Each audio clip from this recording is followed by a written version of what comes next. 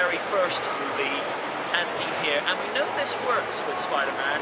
Now, we got Andrew Garfield replacing Tobey Maguire as the title character. This guy's been in Dr. Parnassus and The Social Network.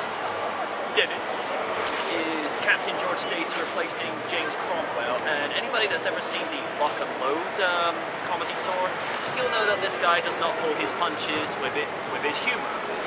And then we get Emma Stone replacing Bryce Dallas Howard as Gwen Stacy, and she's been in, the positively criticized movie Easy A, which basically she lies about everything. And then we get Rhys Ifans as Dr. Curtis Connors. Now, this guy first got noticed in Notting Hill, British-American comedy with Hugh Grant and Julia Roberts, and he's been as Lovegood in the Harry Potter series. He replaces Dylan Baker. Now, we get Martin Sheen replacing Cliff Robertson, who first played Uncle Ben 10 years ago, who's sadly now not with us. Rest in peace, my friend. And he's basically the same Sheen, and he's also winning. And we get Sally Field as May Parker. That's the wild card because, Rosemary Harris played that role so well, for all three movies. But Sally Field is an adaptive actress, considering she's been in the iconic Smokey and the Bandit, along in Mrs. Doubtfire, and as the voice of Sassy in Homeward Bound.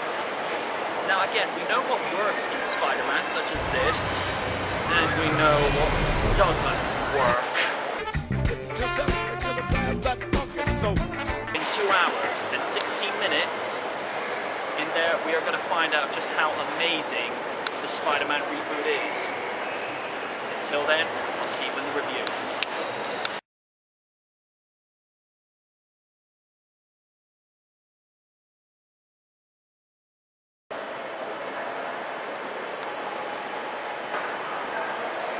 Damn, is all I gotta say. I had some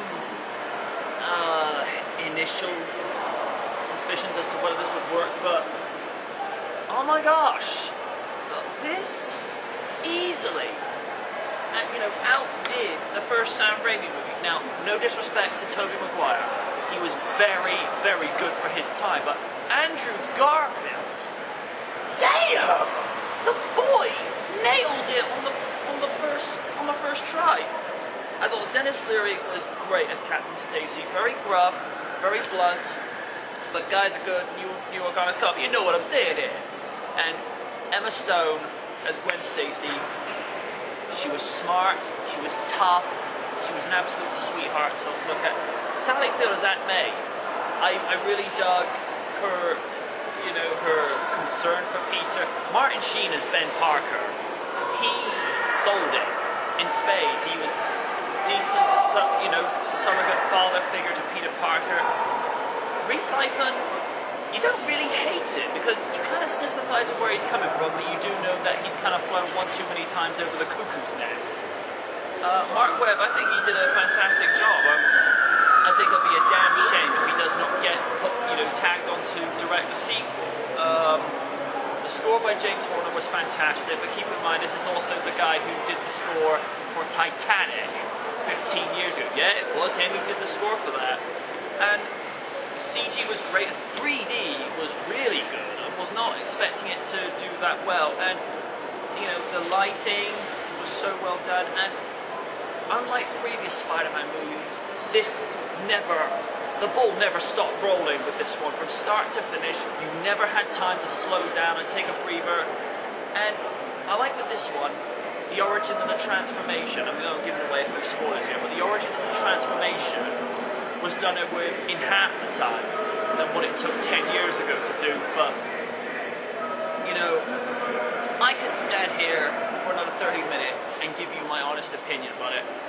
But all I'm going to say is, go watch this movie because it is an amazing must. I'm MJ Knight. I have seen The Amazing Spider-Man, and Tobey Maguire, you were good. Andrew's just that, a little bit better. I'm done.